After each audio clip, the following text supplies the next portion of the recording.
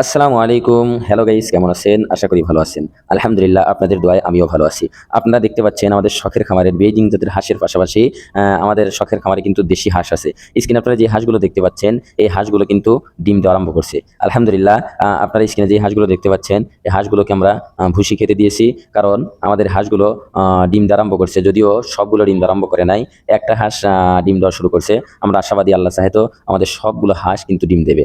আর আমি যতটুকু জানি যে হাঁসগুলোকে ডিম দেওয়ার আগ মুহূর্তে এদেরকে ধান খাওয়াতে হয়। ধান খাওয়ালে নাকি তারা অনেকদিন ডিম পাড়ে। আর এই হাঁসগুলো যার থেকে আমরা এনেছিলাম, উনি আমাদেরকে বলে দিয়েছিল যে হাঁসগুলো যখন প্রাপ্তবয়স্ক হবে, ডিম দেওয়া যখন আরম্ভ করবে, এরা কিন্তু একটানা ৬ মাস ডিম দেয়। এজন্য কিন্তু আমাদের এই হাঁসগুলোকে আমাদের শখের খামারে অনেক দিন যাবৎ পালন করে হাঁসগুলো কিন্তু বড় করে ফেলেছি। আলহামদুলিল্লাহ, আমাদের হাঁসগুলো সুস্থ সবল আছে। আমাদের হাঁসগুলো অনেক বড় হয়ে গেছে এবং ডিম দেওয়া আরম্ভ করছে। আমরা আশাবাদী আমাদের শখের খামারের যে হাঁসগুলো আছে, প্রত্যেকটি হাঁসই অল্প কিছুদিনের মধ্যেই ডিম দেওয়া আরম্ভ করবে। আপনার স্ক্রিনে যে হাঁসগুলো দেখতে পাচ্ছেন, আমরা এই হাঁসগুলোকে আমাদের শখের খামারের জন্য এনেছিলাম মোটামুটি ৬ মাস আগে। আমাদের হাঁসগুলোর বয়স ৬ মাস হয়ে গেছে। আর কিছু হাঁস আছে এখানে ৫ মাসের মতো হয়ে গেছে। এই হাঁসগুলো কিন্তু সবগুলোই ডিম দেবে। আমরা যে হাঁসগুলো দেখতে পাচ্ছেন স্ক্রিনের মধ্যে, এই হাঁসগুলো সবগুলোই ডিম দেওয়া আরম্ভ করবে।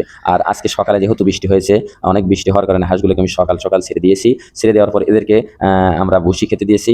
ভুসির সঙ্গে কিন্তু এদেরকে ভিটামিন খেতে দিয়েছি। কারণ আমি ডাক্তারের সঙ্গে পরামর্শ করছিলাম। উনি বলছে যে ডিম দেওয়ার আগে এদেরকে জিঙ্ক দিতে হয়, ভিটামিন দিতে হয়।